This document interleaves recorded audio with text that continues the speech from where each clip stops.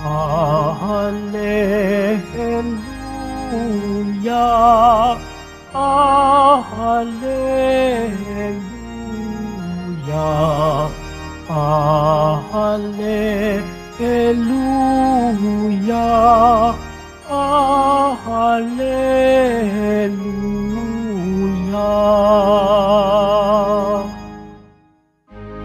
Ikaw, Juan, ay propeta, sinugo upang manguna sa manunubos ng sala. Hallelujah, Hallelujah, Hallelujah, Hallelujah.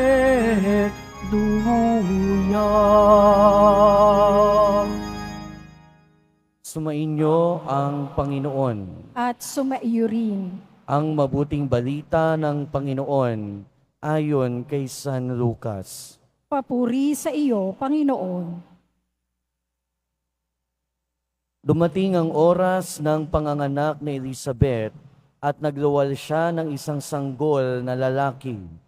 Nabalitaan ng kanyang mga kapitbahay at mga kamag-anak na siya'y pinagpala ng Panginoon at nakigalak sila sa kanya.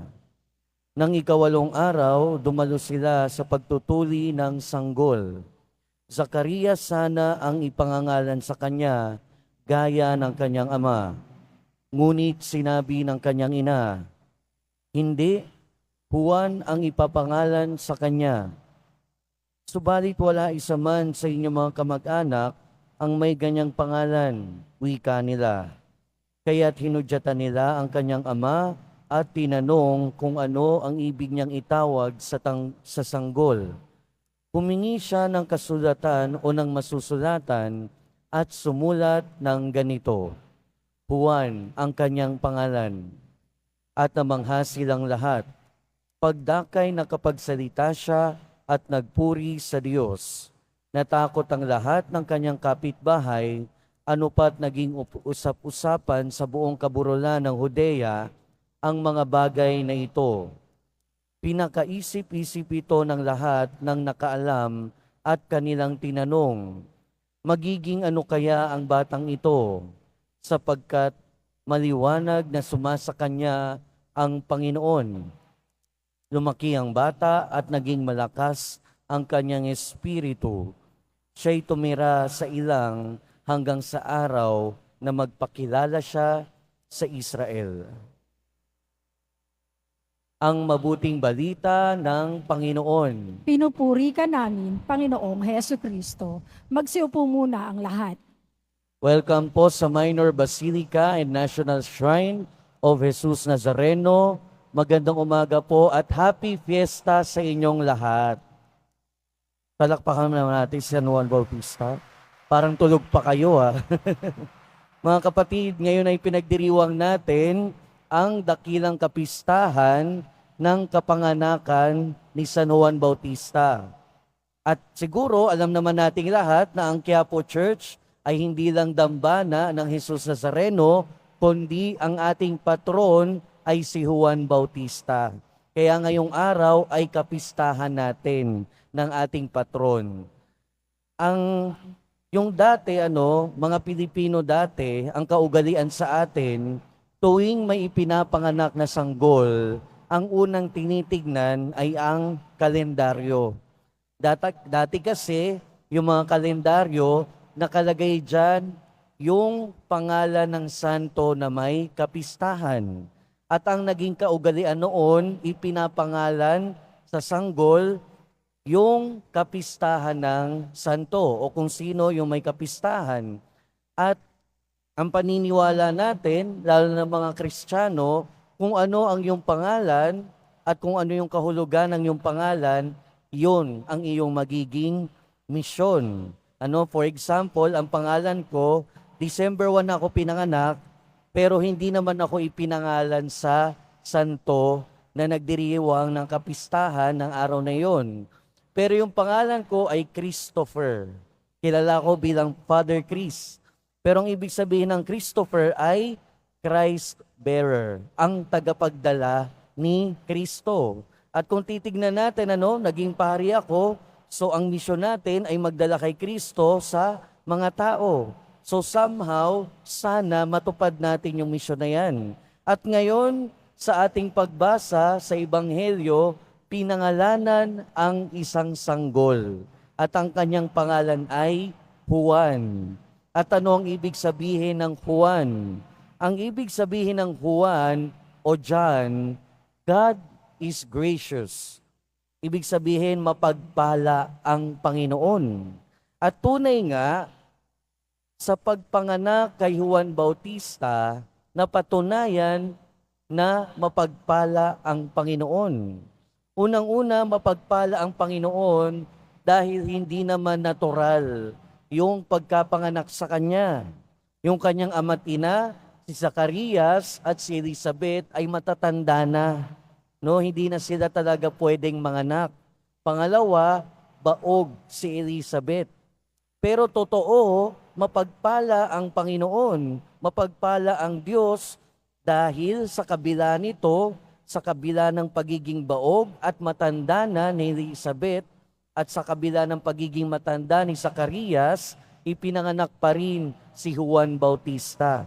At totoo, mapagpala ang Panginoon dahil kay Juan Bautista, natupad ang matagal nang hinihintay ng bayan ng Israel.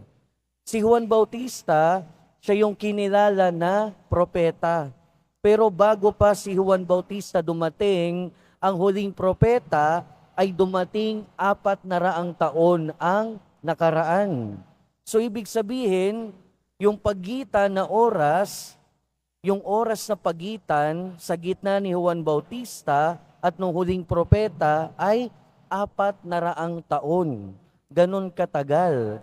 Ibig sabihin, totoo, mapagpala talaga ang Diyos dahil tinutupad niya ang kanyang pangako.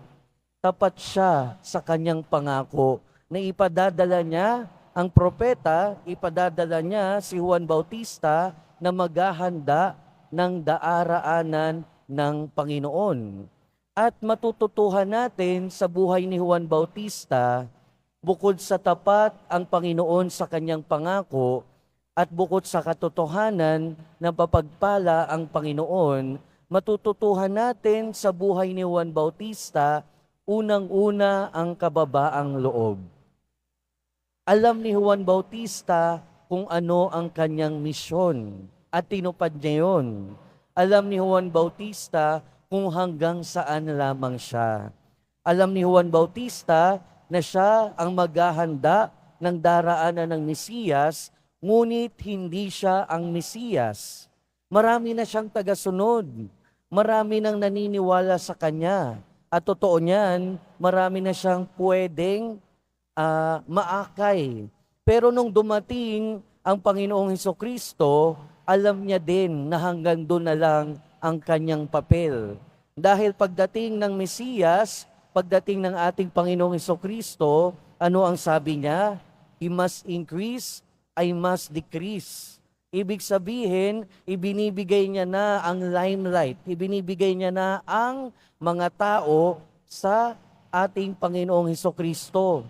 Tinuro niya na ang mga tao sa mas lalong dakila. At yun ay ang ating Panginoong Hesukristo. At kinailangan niyang magpakababa ng loob para magawa yun. At ito ang isang bagay na pwede nating matularan kay Juan Bautista at dapat nating matularan kay Juan Bautista ang kanyang kababaang loob. Pangalawa, tinuturuan tayo ng buhay ni Juan Bautista na tupdin ang ating misyon. At ang naging misyon ni Juan Bautista ay ang ihanda ang daraanan ng Panginoon. Hinanda niya ang mga tao sa pamamagitan ng pagbibinyag sa kanila. Pero kasama din doon sa paghahanda na yon ay bininyagan niya ang ating Panginoong Hesukristo. Yun din ang naging hudyat ng pagsisimula ng ministeryo at pagpapahayag ng ating Panginoon. At yun yung naging misyon ni Juan Bautista. At pagkatapos nun, wala na tayong narinig tungkol kay Juan Bautista. Pero nananatili ang katotohanan.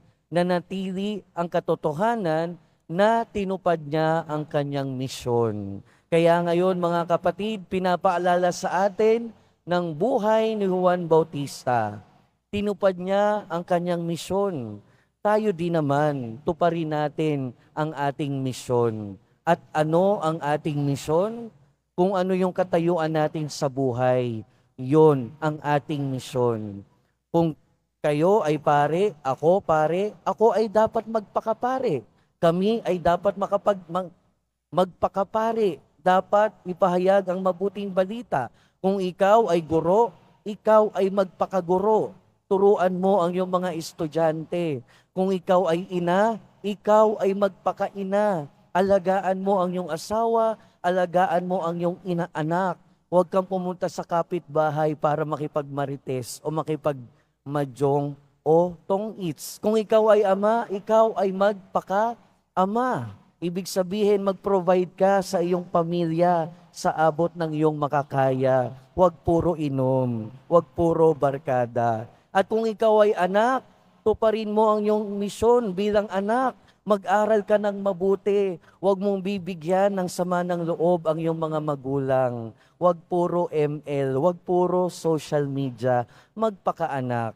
Kung ikaw ay lawyer, magpaka-lawyer. Kung ikaw ay engineer, magpaka-engineer. Pero higit sa lahat, katulad ni Juan Bautista, tayo ay may pangalan. Pero tayo ay may common name.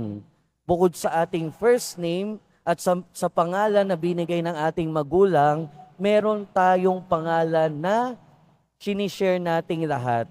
At ang pangalan niyan ay Christian, Kristiyano. At ang ating misyon ay maging Kristiyano din. At ang pagiging Kristiyano, ibig sabihin ay ang pagmamahal sa Diyos at pagmamahal sa kapwa. Pagmamahal sa Diyos at malasakit sa kapwa. Mga kapatid, ngayong araw ng kapistahan ng ating patron, si Juan Bautista, pinapaalalahanan tayo.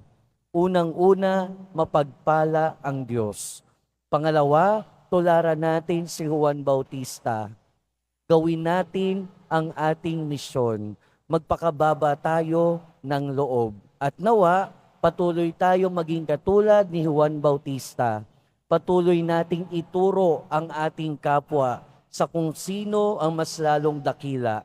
Walang iba kundi ang ating Panginoon. Happy Fiesta po sa inyong lahat at palakpakan natin si Juan Bautista.